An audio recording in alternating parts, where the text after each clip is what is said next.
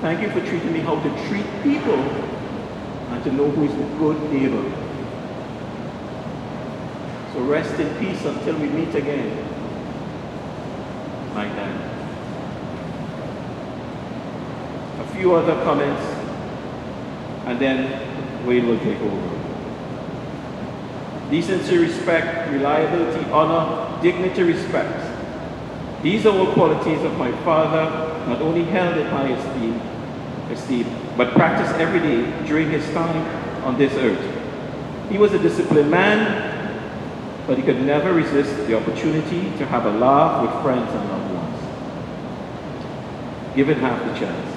Daddy's finest quality was his patience, an inerrant ability to listen, to absorb, to offer a point of view based on quiet, measured wisdom. It's difficult to imagine him not being around, and I'm not sure how we will cope, but cope we will. His grandchildren will especially miss him dearly. It's strange to think that I can't just give him a call and talk about cricket, tennis, general family stuff. Dad had a long and happy life, only succumbed to illness right at the very end. He was an imposing figure of a man, a tall, dark, handsome, whose reassuring presence we all felt during difficult times. As we gather here today to remember and commemorate his life, let us bid him farewell as we mourn the loss of a lively, dignified soul, a soul that brought joy and fulfillment to many and whose legacy will live on forever. Second comment. 6 weeks ago, you traveled to see me off into a new journey in my life. Today, I'm traveling to see you off into the next phase of yours. No matter how many times I live it, that no one knows the day or the hour, I still struggle.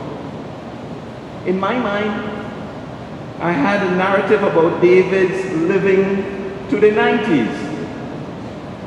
I would comfort myself with things like Aunt Vivi's reaching 100 plus and pray, we have time. Yet, we're here. I'm heartbroken, but I'm thankful for the times we did have and the lessons along the way. Before big events, I remind myself, keep a cool head and a warm heart. Thank you for that. Thank you for loving Granny the way you did, or you do. I still laugh at that twinkle in your eye before you would pinch her and pull a finger. You show us all a true love story, what a true love story looks like.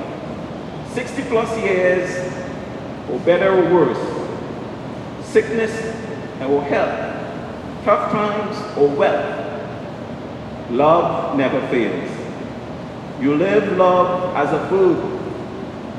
You were there for so many at the OLPH community. Thank you for that example and for laboring in love, showing that even the most mundane and repetitive test can bring joy to your heart when the people you love are by your side. Rest in peace, Noel David, my granddad.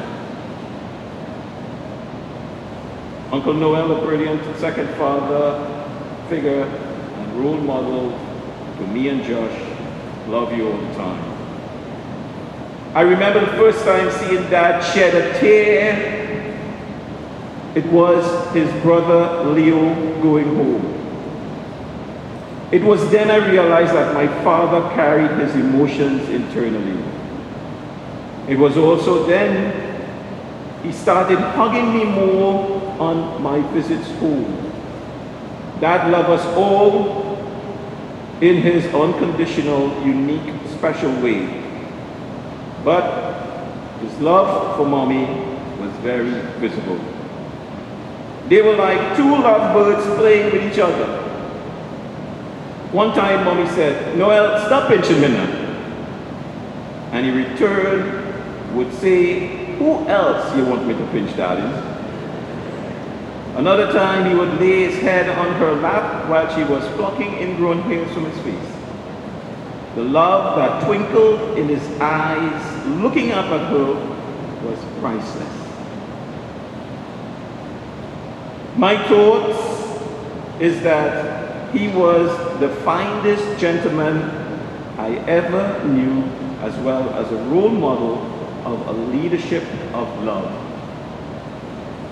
Someone of unquestionable integrity and character, and the most giving and loving person I know. A family man who was a role model to the youths of the community and to young couples through the Marriage Encounter program, by his mentoring of young couples. Wayne will carry on. Before I start, when the driver of PDC 8792 attend to your vehicle. PDC 8792, kindly attend to your vehicle. Morning. Our father, daddy, grandpa, great-granddad, friend, mentor, leader, coach, thanks for sharing the treasures of your life with us gathered here today. His most famous quote, as Ian would have said, "Keep a cool head and a warm heart." That was the heart of all our lives. The conversation always started with, "How are you going?" or "How are your children going?" And this is something that he would have gotten from his dad, grandpa. Pa will always ask, "Noel, how the kids doing? Is everything all right?" And then you can have any other social conversation. It was always family first. I often ask myself, what special formula my dad had for leadership? Growing 8 boys required a special touch. He was not the spanking type. That was Mommy John. His conversations were measured, firm, but always ended with you feeling better about yourself and what you needed to accomplish. Only years later, I understood it's about the faith and trust in God that was given to him by his parents. He fully embraced that gift of faith and love of God. It is written in the Psalms, "Children are a gift from the Lord. They are a reward from him. Children born to a young man are like arrows in a warrior's hand. How joyful is the man whose quiver is full of them. He will not be put to shame when he confronts his accusers at the city gate. But from everlasting to everlasting, the Lord's love is with those who fear him, and his righteousness with their children's children, and those who keep his covenant and remember to obey his precepts." Daddy, Noel, clearly lived with a sense of purpose and fear of God in his life. That was easily demonstrated within the Holy Cross Parish in Princestown and the OLPH Parish here in San Fernando. His selflessness of giving to the youth group, mentoring young married couples, and his visits to the sick and shut-in to serve Holy Communion will be remembered by many. Dad was very comfortable talking about any subject. But I think the most important thing was he directing the careers of my brothers and myself, understanding that if you play hard, you needed to work harder. Going out and having a line and having a social event was not a challenge. The challenge was missing Sunday Mass. There is no excuse you could have told my father why you did not attend a Sunday Mass on the weekend. If you had time to line, you have time to serve the Lord. And there is no excuse for that. And that is one of the things that we continue to cherish, continue to hold there. So the question remains, what is this formula this treasured Son of God, Noel, had? I am of the conclusion it's very simple.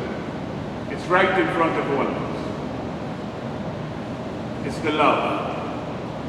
The love of life, the love of God, the love of family, the love of people. It is not just the physical love, it's the brotherly love, the love of compassion.